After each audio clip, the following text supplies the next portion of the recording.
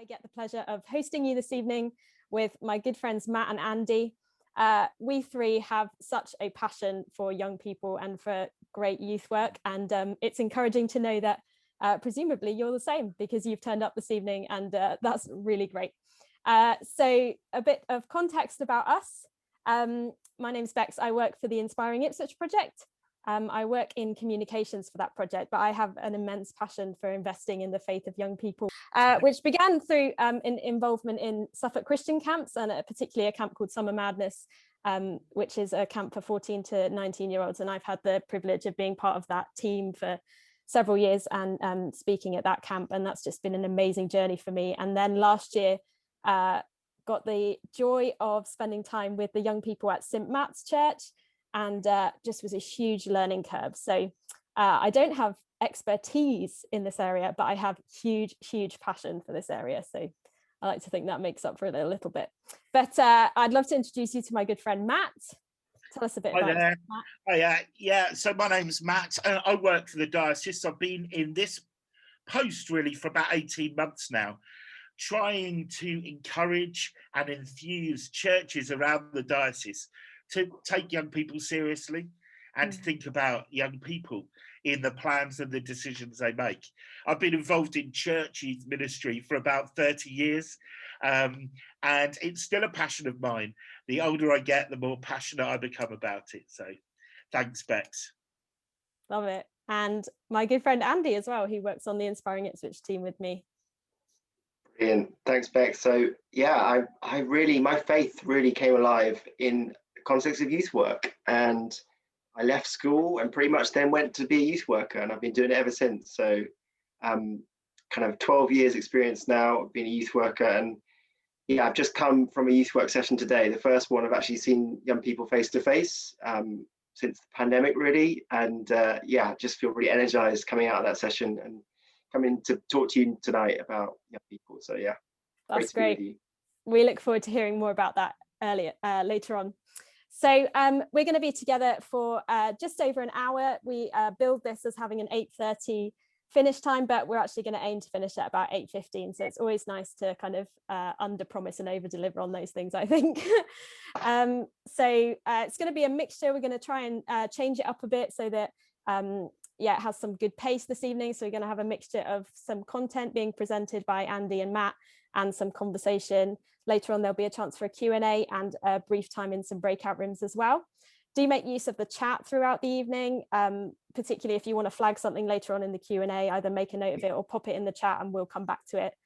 We're recording this meeting, but we're only recording our three faces. We're not recording any of you, which sounds quite narcissistic, but hopefully that just lets you know that you're not going to be put somewhere online that you don't want to be. So you're safe to speak freely later on. Our desire really for this evening is that you would be re-inspired, encouraged, and maybe challenged to reimagine what it looks like to walk with young people in order that they would begin to and continue to walk with God throughout their teenage years and beyond. That is really the hope behind this evening. And we're really glad that those of you who are joining us are coming from loads of different contexts. So whether you're a parent or a youth worker or a church leader or a volunteer, we hope there's going to be something in here that's really practical for you to take away. And we know that this past year in particular, it's been really tough to engage with young people, and all three of us have found those challenges and experienced those challenges. But it's a great time to be reimagining what it's going to look like when we can really start to regather and do things physically. And we hope that you'll get some really practical handles to take away with you that's going to allow you to implement some really great stuff in this next season. So without further ado, I'm going to throw the mic over to Matt. And basically, before we talk about where we want to get to with youth work, we kind of need to understand where we are, right? So that's what I'm going to hand over to Matt to share with us now. So thanks, Matt. Hey, thanks, Becks. It's really great that you're on this call with us. And we really want this to be, I suppose, the beginning of a conversation between all of us in the diocese who've got a passion for youth work. It was interesting that Becks got us to introduce ourselves at the beginning about what we've done in youth work, Andy and I. And that's kind of quite formal, isn't it, with our job titles? But that's not me.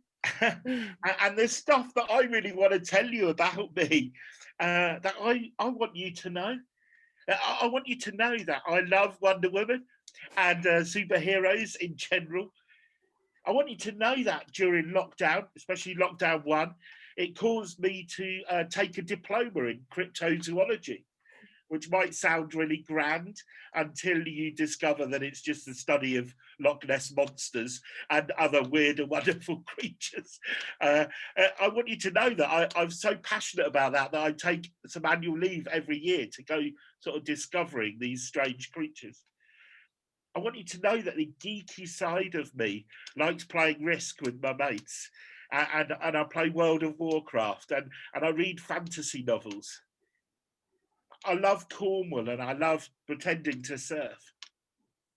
In my spare time, I help run a charity with street children in Guatemala and Honduras. I want you to know that there's the kind of weird side of me too. The weird side that thinks it's perfectly acceptable to wash his feet in the toilet or to share a toothbrush with somebody. I want you to know that my favourite sandwich is prawn and mayonnaise with banana added to it. And I want you to know that I love theology and I love finding connections between life and God, whether that's in movies or games or relationships or books. And of course, that's just like a 30-second introduction to me, really. And it might make you smile, some of it might make you recoil. But in reality, isn't that just the heart of youth work? Where somebody says, I want you to know this about me. And somehow we find a time or a space or a place to do that. And ultimately to help young people find the links between God and life. I don't want to bombard you with loads of facts and figures tonight. But of course, most of you will know that at first glance, the current reality can seem bleak. You know, nationally, pre-COVID, about 1 in 4 churches had some kind of youth provision. That means 75% of churches across the nation had very little or nothing specifically targeted for and with youth. And those figures are dropping year upon year. In 2018, we hit the new stage where nationally, Sunday sort of attendance for under 16s dropped below 100,000 for the first time.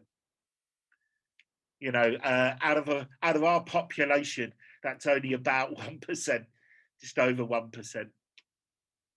You know, and when you actually delve into the facts and figures, 40% of our churches have no young people in them at all. And about 70% have 5 or fewer. You know, most young people are congregating in sort of 1 or 2 big churches. And the decline of attendance for under 16s is greater and faster than for any other generation. And of course, it won't surprise you when I tell you that in the midst of COVID, the COVID and everything that's gone with it has really just exacerbated those figures. About 35 to 40% of all Christian youth activities, whether that's church or faith-based organisations, totally stopped during COVID. And about another 30% have dramatically dropped their provision. And they're prioritising adult work. Coupled with that, about 50%, so about half of the young people we did have not engaged in the provision that we've provided throughout lockdown.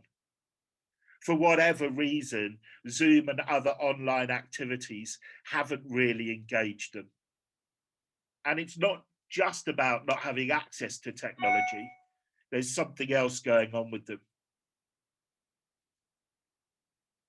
And the final, perhaps, bit of alarming news is that volunteers in youth work are stepping back, not intending to re-engage. Perhaps they feel that they've done their time.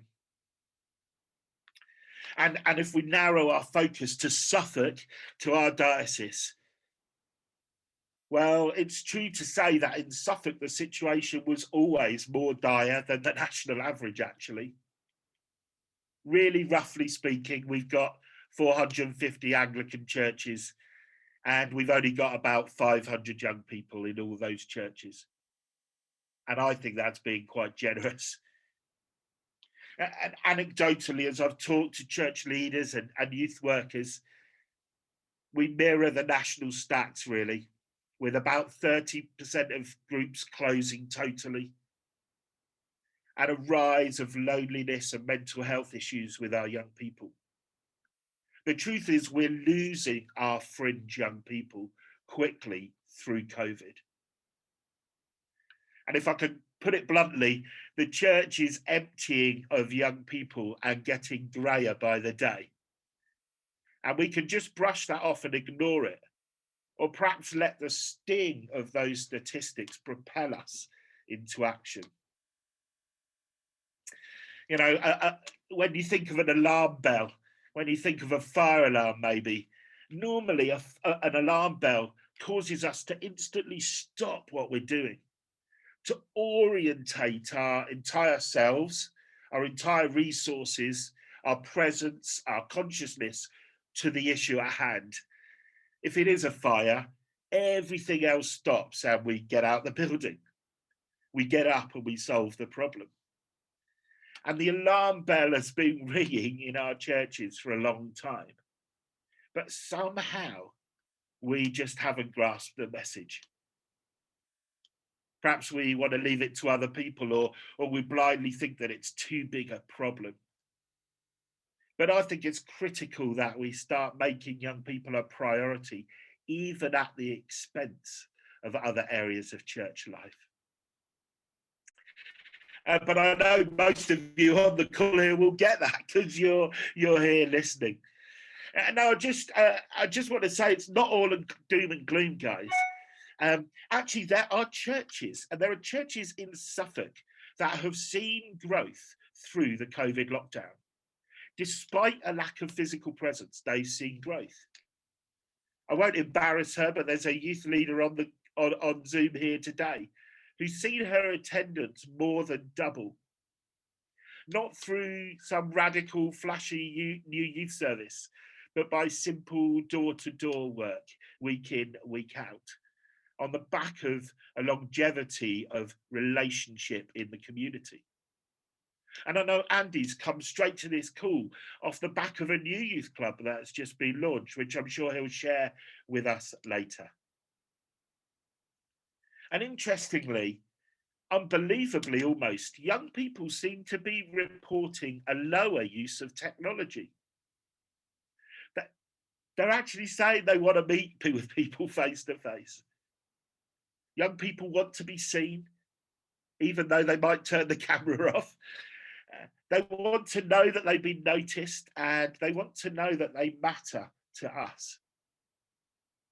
And later on this evening, you're going to hear stories of young people who just want adults to walk alongside them.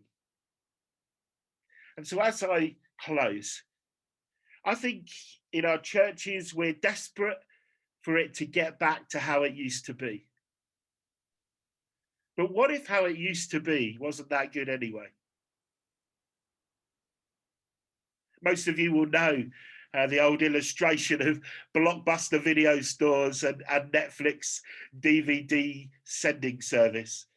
Blockbuster used to be the king, and in fact offered to buy out Netflix at one point, and Netflix went to them and they had debates, but Netflix could see the future, and now Blockbuster's nowhere and Netflix are the king. So as we talk tonight, let's consider that perhaps we shouldn't go back to how it used to be. Perhaps youth ministry isn't just about fun or babysitting whilst adults get on with the serious business and faith. maybe we can be involved, you and I, in creating disciples, alive, passionate members of the church now, who will become the movers and shakers and builders and sustainers of the church tomorrow. Becks. That's so good. We're going to spend a bit of time now. Thank you so much for that, Matt. That's such a helpful start to this conversation. We're going to spend a bit of time now. Matt's just kind of touched on this idea that we have this opportunity to kind of say, well, do we want to go back to the way things were, or do we want to do something new? And this might be just the best time for us to start initiating new things and embracing some change and some different approaches. So in order to get that conversation going, we thought what we would do is have a bit of a conversation about, like, what is the heart of good youth work? So not just, that's a good youth program, but youth work that actually is changing lives and helping young people to develop a faith of their own that lasts beyond their teenage years. What is the fundamental things that we need to do in order to walk alongside people to that end? And in some of the planning meetings that we had for this evening, there were some moments where I just thought, I wish I just pressed record on that and then could just share that with people, because that was really good what you just said. And sometimes things come out in conversation that you don't get otherwise. So what we thought we would do for this next part is to just I'm going to throw some things into the mix for us to have a three-way conversation about, and we're just going to have a free conversation like we would have in our planning meetings for this, in order to draw out some of those really core things. And I hope that's really useful for you, and I hope it also prompts you to think about some things that you might want to come back in the Q&A section later. So I'm going to start with this. A few weeks ago, I read an article from a youth agency in the US, and they posed this question: what if the best thing to help a young person to know God is to know someone who knows God? What if the best thing for a young person to know God is for them to know someone who knows God? I'm going to throw that to you, Andy. Break that down for me. Do you think, is it true? Is it helpful? What do you think? Yeah, I love that. And for me, faith is like many things in life. It's much more caught than it is taught. And I'm not saying that teaching and preaching and all those kind of things aren't important, they are, but actually to be with someone, to learn from them in the same space, just day by day, week by week, year by year, I think that's how us human beings grow generally in life. And I think that's so true in youth work. And I would say that's perhaps the distinction between being a teacher and being a youth worker. On the one hand, a good teacher can do both, I'm sure, but a teacher's role really is to pass on information for a set purpose. I think a youth worker's role actually is much more about place sharing and being with and transferring by just being alongside. And I think the idea that, I think about my own journey as a young person, who are the people that caused me to follow Jesus? And it was my youth worker. And I wanted to be like my youth worker, and ended up getting a job as a youth worker. That's so often how these things work, is actually we find people who we see something in, we see something of Jesus in, and we want to be like them. So I totally love that. How about you, Matt? What do you think? Yeah, I mean, I totally agree. I've always said, at its heart, youth work is very easy because it's about relationship. Now, of course, all of us there know that relationships are not always easy. Relationships can be difficult and hard work and seem to take more steps backwards than forwards sometimes, whether that's friendships or marriage or whatever. But at its heart, good youth work is about relationship. It's interesting when we look at the Bible and we see the disciples. In some respects, they had all the knowledge of what God was like. They had years of that through the temple and through the Old Testament. But it was only when, they spent time in relationship with Jesus that they grasped it. And it took time for them to grasp it. And sometimes they seemed to have grasped it, but didn't. Sometimes they turned their back on it. Sometimes they had more questions than answered. Sometimes they jumped in with 2 feet and you thought, yeah, they've got it, and they hadn't. You know, that mirrors our work as a youth worker, doesn't it? With our young people. Like Andy and Becks, you know, my greatest experience of faith was kind of living it out in the church. I didn't grow up in the church. I only started going to church at about 16 or 17 because I fancied a girl there, basically. But I learned, I caught faith from the people around me, and my youth worker inspired me. He took me on a mission trip when I'd been a Christian for 3 weeks. I mean, who else would have the guts to do that, you know? When I made mistakes and really messed up, it was him who kind of walked me through what it looks like to repair that and make it better. Yeah. It's that ability to grapple with, isn't it? Because I was reading a book recently that was talking about the distinction between, interesting, you said it, Andy, teaching and discipleship.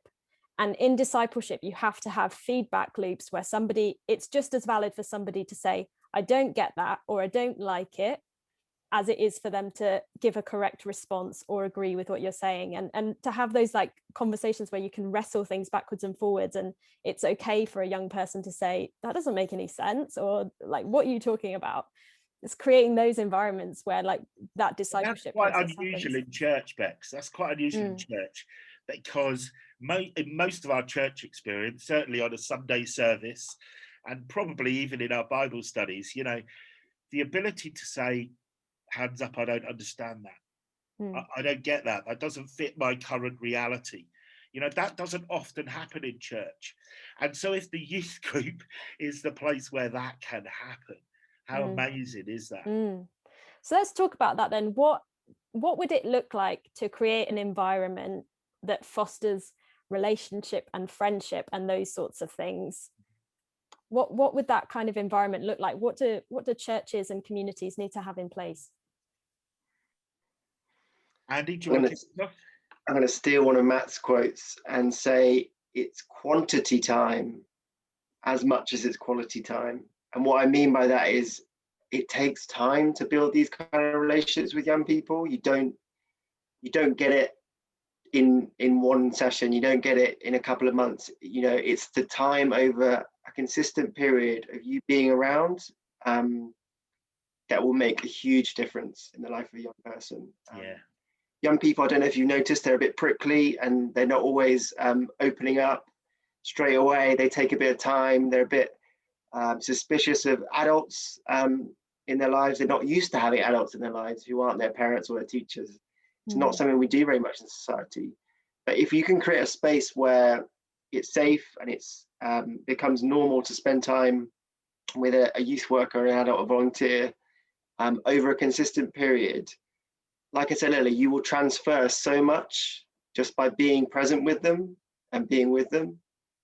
So I think for much of us, it's about thinking of ways where we can regularly meet with and be with and share space with young people.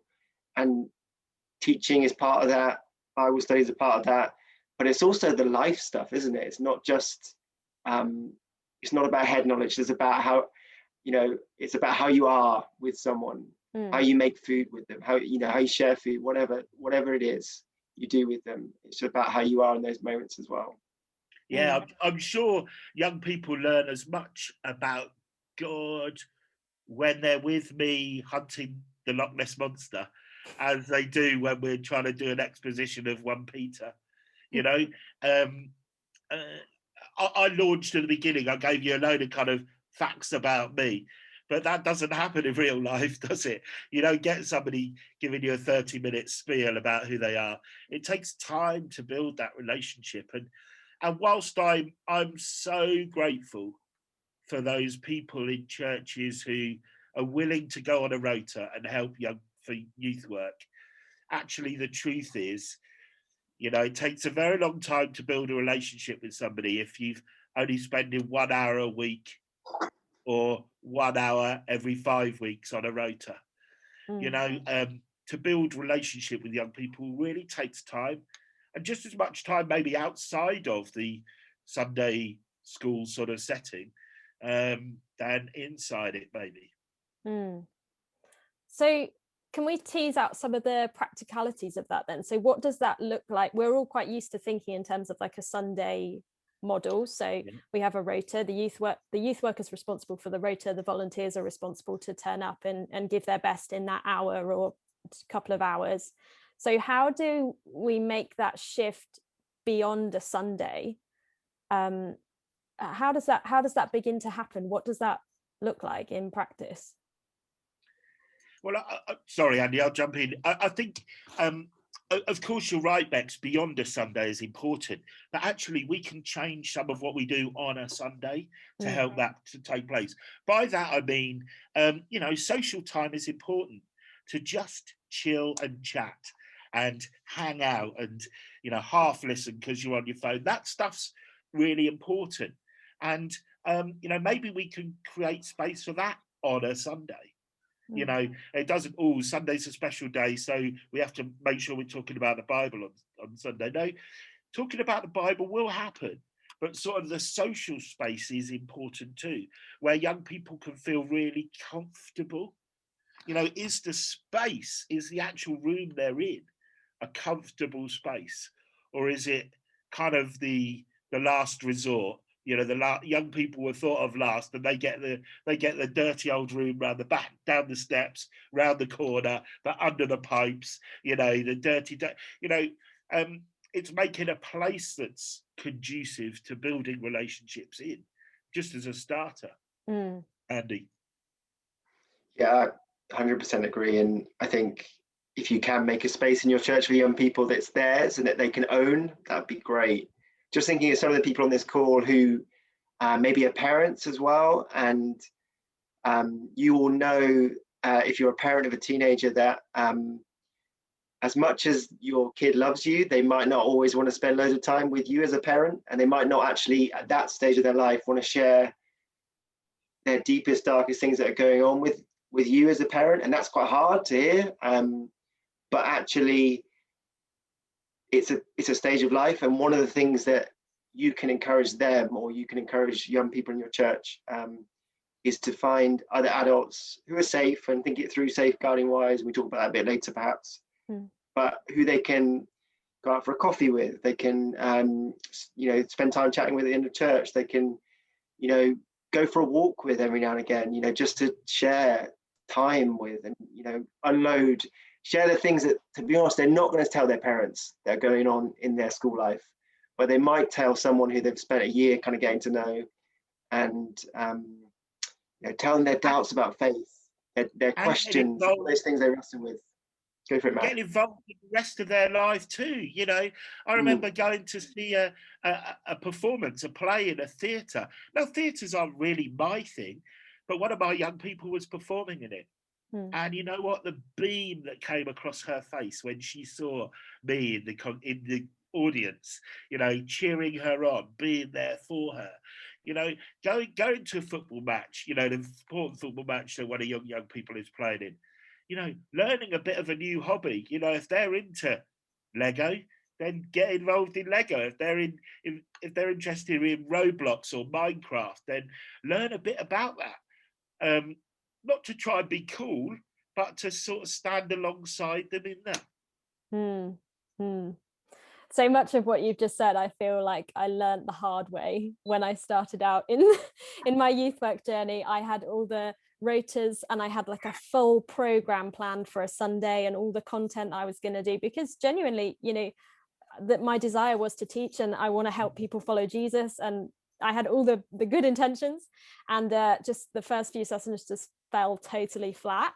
And then tried like a different model where we just sort of chilled and there was music on, and occasionally maybe I'd just throw out like a bit of a provocative question, and it just transformed the whole environment. But it was such a weird like learning curve for me, because I just didn't pick up on that reality that we need to create that sort of social time where the barriers get broken down a little bit, and that actually you have these conversations that are so much more impactful for teaching as you do that. But yeah, that's really good, really helpful.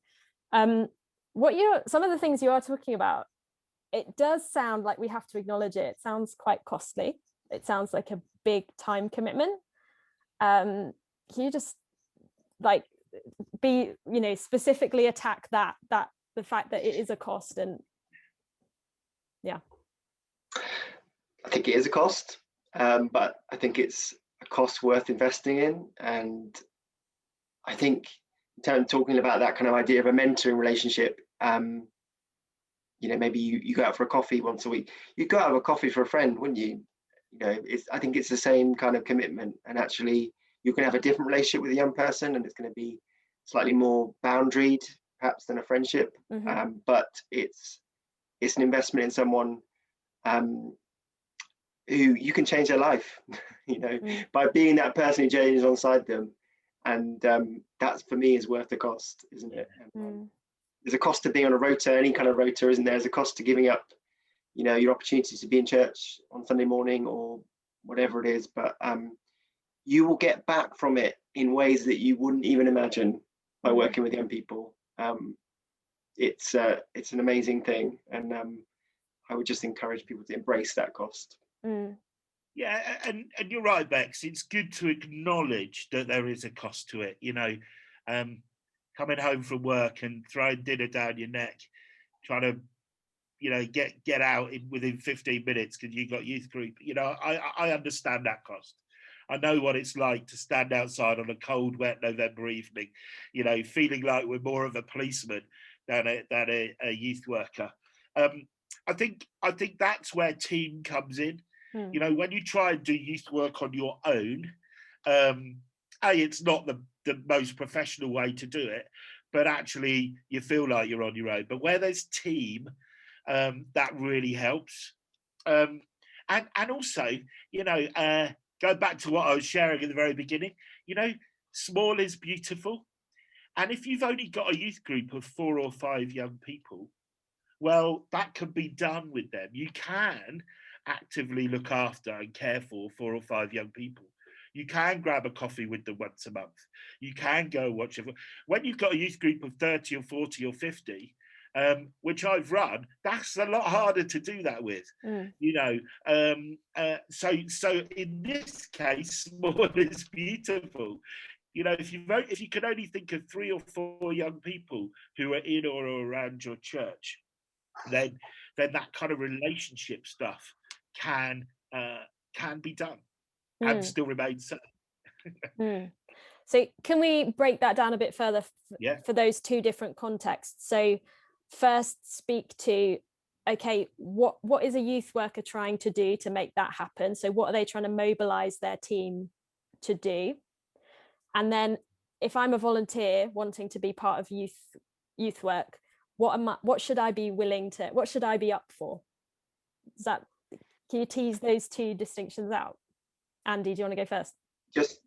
I think when most churches employ a youth worker, they make the mistake that they employ someone who's going to do all the youth work, and it's a mistake that happens at every youth work job. I'm pretty sure that's what happens. What really the role of the youth worker is to help the church work with young people and to involve other volunteers and get people involved and to lead that themselves and to model it, of course, all that kind of stuff. I think it's a real challenge of perception of what the role is. So when we employ a youth worker, for example, or if we employ one, it's not a case of, oh, we can all relax now. It's actually, how can we still support this person, get involved, and what can I bring to that? So I think that's a perception thing at the beginning. If you're a volunteer, I think for you, it's how can you grow in it? How can you grow in confidence and being part of this team and working with someone? If you're a volunteer or you're just someone at a church where there is no youth work happening and you want to start something, I would say chat around, talk to other people, find another person, do it in a pair, do it in a 3, get a couple of people to join with you and start praying and talking and thinking about what you could do. Those are a couple of examples. Yeah, don't just kind of be so excited off the back of this that you suddenly start phoning all the young people you know saying, do you want to come out for a pizza? Because, you know, the truth is, without relationship, that would just seem weird. It'll seem weird to them and it'll seem weird to you. And there'll be lots of silence, you know, if they even turn up. So yeah, Andy, great advice. Get 2 or 3 people together. Include your church leadership in the discussion. Let your vicar, your incumbent, your PCC know that, hey, we want to start something, and we're going to start by praying.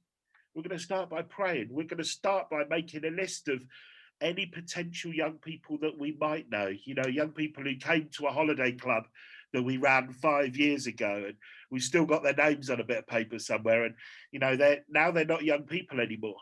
What about the children? Because children's work in church is kind of going quite well, but what happens when they get to year 6 and suddenly they're too old for children's work? Maybe we could say, we're not gonna start a youth club tomorrow, but we are going to aim to start one next September, when all the year 6s in Messy Church are now too old, and we can seamlessly move them into something new. Yeah. And like any relationship, Becks, it takes time to build. The first week will be really awkward, and you'll feel like, oh, why am I in this? You'll think this is just weird, but stick with it, and it grows. The relationships grow, the friendships grow. You begin to hear a little nugget of information that you store in the back of your head. You think, oh, they're into that, or oh, they've got that, or oh, they're not here every other week because they're visiting dad that week. You begin to learn stuff about them, and it grows. Yeah, absolutely. I think there's a place for volunteering creatively as well. So don't be put off to volunteering in youth work because you can't volunteer on a Sunday or something. If you went to a youth worker, if you went to your church leader and said, hey, look, I can open my home on a Tuesday night, can we have a conversation about that? Or I could mentor 2 or 3 girls, I could mentor 2 or 3 boys, can we have a conversation about that? And to be creative, that people will bite your hand off to do that, and you're never going to have too much of an offer for young people. It's not like if you had something on a Sunday and a Wednesday and a Friday, that's too much. That's brilliant. Like, one of the secrets of youth work is provide food. Provide food and they will come. You know what teenagers are like. You can't be involved in the youth work, but you know how to cook great cakes. You go to a youth worker and go, every Tuesday night, I'm going to give you 3 home-baked cakes. They'll bite your hand off as well as biting the cake off. Do you know what I mean? It's like, there's lots of practical ways we can get involved. Yeah. So just to flag, just in case this question is on someone's mind in the room. That's not good, is it, Matt? Just in case this is on someone's mind in the room. It all sounds very good. What about safeguarding? So you're talking about things like maybe one-to-one, going for a coffee, all this like very nice relational approach. So how do we do that wisely and well with safeguarding in place so that young people are safe? It's a really good question, and I think I think it's a case of talk to your safeguarding officer, your church leader, your youth worker, and talk it through with them, work it out. All things are possible in that kind of scenario. All things possible. You have to think it through, but it's a case of we do safeguarding so we can take a risk. I say it like it's like a risk assessment. We do risk assessment so we can take risks. We do safeguarding so that we can work with young people. Me and Matt will happily come and help people think these things through on a kind of case-by-case basis. It just requires a little bit of work. I think the golden rule really is let someone else know what you're doing and don't do it alone, I think is the key thing. And absolutely. Yeah, and of course safeguarding is really, really important. And every church should have a safeguarding policy. And if you haven't, well, just put youth work on a pause until you've got one, until you've got that worked out. For me as a youth worker, I've always tried to get, involved with parents as much as possible, so parents know what I'm doing and how I run things and what happens, and always try and put yourself in a place where accusations could be as minimal as possible.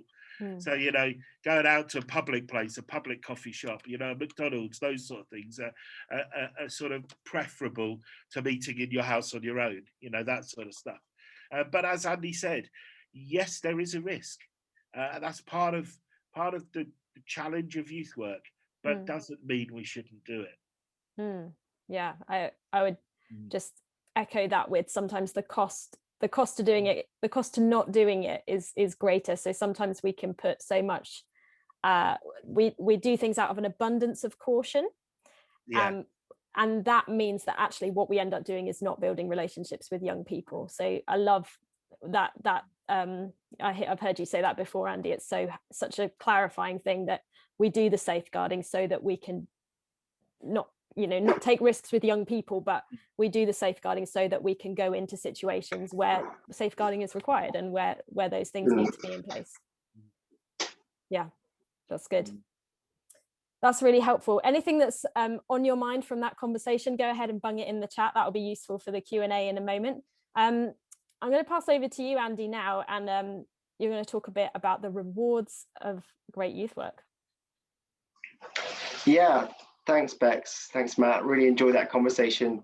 Love hearing that Matt washes his feet in the toilet. Can someone just explain that to me? And I love that Matt's so honest and so open about these things. And I would say the number one thing for a good youth worker would be the ability to laugh at themselves. I would say the ability not to take yourself too seriously and to let other people know that you're a bit weird or a bit, you're not a perfect human being is priceless, because of course young people, what are they most wrestling with at that age? They're wrestling with their identity, who they are, all those kind of things. And am I weird is the question that's going through all of their heads all the time. And actually if you can say I'm weird, it's okay. That makes such a difference. So brilliant. Thanks, Matt, for letting us know you wash your feet in the toilet. I don't know how regularly, but I'm just going to share 3 kind of very quick points about the rewards of working with young people. So number 1, energy and enthusiasm. So this afternoon I started a new youth club for young people who don't come to church, young people from Chancery Academy, and it was a very small group, but it was so infectious and so much. I enjoyed it so much. Talking about manga and anime and Japanese culture, which I know absolutely nothing about, but I now want to go away and Google all these kind of new things that they've told me about. And that's one of the kind of gifts of youth work, is actually, it is infectious, energetic. Young people just have so much energy, and you kind of absorb some of that and you bounce off of that. And I think our churches need that desperately. And that kind of brings me to the second kind of key thing that is a reward of working with young people. I call it young people speak the language of the new, which is a bit of a strange phrase. I'm just going to kind of unpack that a little bit. So young people speak the language of the new. So I think culture kind of comes in waves, and new culture kind of comes with a new generation. And it's almost like it's a new language. And actually young people do literally create new words, don't they? They use slang. It becomes, eventually works its way into common parlance. And that's kind of a normal thing that happens. And I think it's quite literally young people speak the new language. And actually, if we want to understand what's coming culturally, if we want to understand what's happening in our world, the people we can learn that off the easiest is young people. And that can be by spending time with them, giving them a voice in our churches, giving them an opportunity to lead, speak, preach, worship, giving them an opportunity to shape our agendas, putting them on teams, whatever it might be, listening to the voice of young people who have a real handle on the culture that's coming, I think is one of the rewards that we can, from our work with young people. And I think our churches need that voice. I think our churches, as Matt was saying, are greying and all these kind of things, but actually we need that voice of young people, and it's there and we can listen to it. And they have that handle on what's coming and what's new. And the third thing that I would say is a reward that I've seen, been lucky enough to see in my youth work in the past, is young people becoming Christians. Work with young people who don't usually come to church, and seeing them to become Christian. I've not seen huge numbers, but I've seen enough to make me excited, enough to know that it's possible. And there's a statistic from the Barna Research Group, and it says that 94% of Christians make their faith commitment before the age of 18, or at 18 or before 18. And that means that only 6% of us make our commitment to Jesus as adults, And that for me tells me that we need to be working with young people so much more.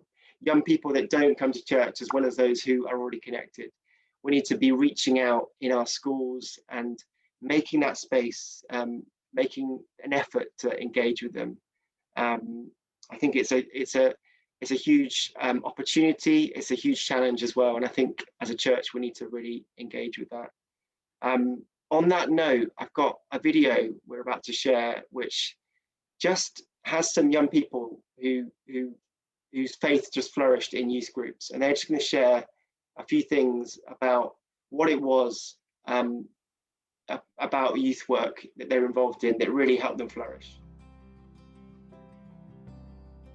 There are a few key things that I can really clearly see contributed to the faith that I have today.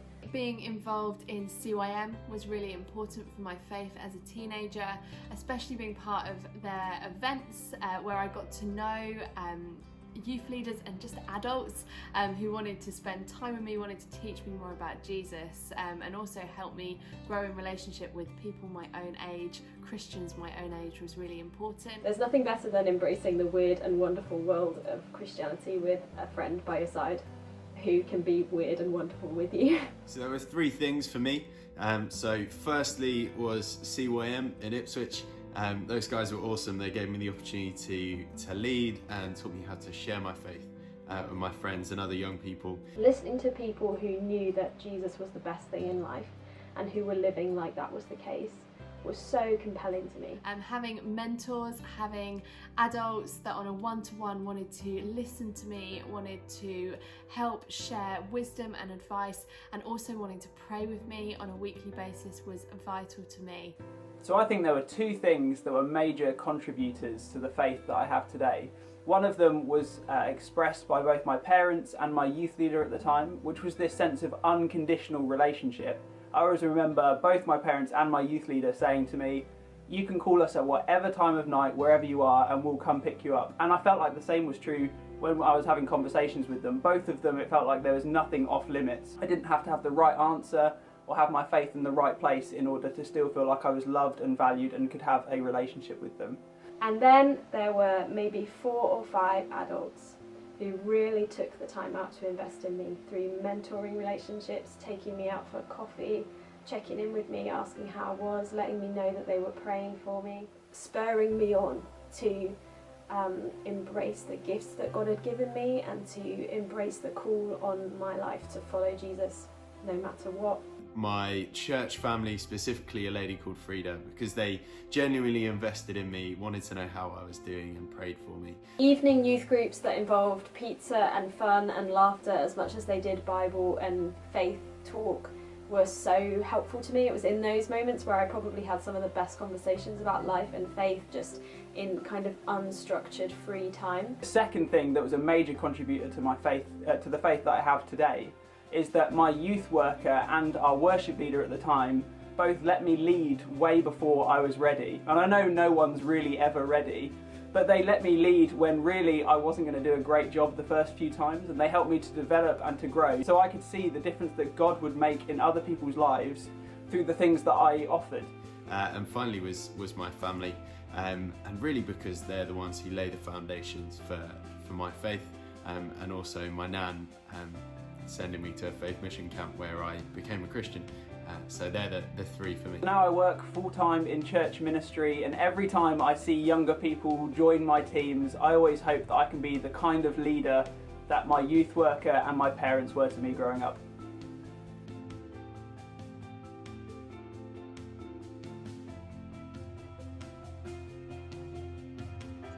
Awesome. Thank you, Becks, as you filmed that, and we can see so much. I hope you caught that, guys, as you were watching that. I hope you caught some of the things that were said. You know, events that they could go to and meet other Christian young people. That there were adults who generally wanted to spend time with them. That they were given opportunities to lead and to kind of grow their gifts and their talents. They were given the chance to share their faith, that there were role models around them who they kind of wanted to be like. mentors, people who wanted to spend one-on-one time with them, people who were giving wisdom and advice, people who loved them and valued them. Even the grandparent, did you notice that at the end? The nan who sent him off to Bible faith camp. You know, what I love about all of those answers is, you know, it wasn't about who was the, you know, the greatest theologian, you know, that they did a great Bible study on Philemon, you know, and that's what brought them to faith. No, it was none of that. It was actually stuff that ordinary, everyday people in churches can offer.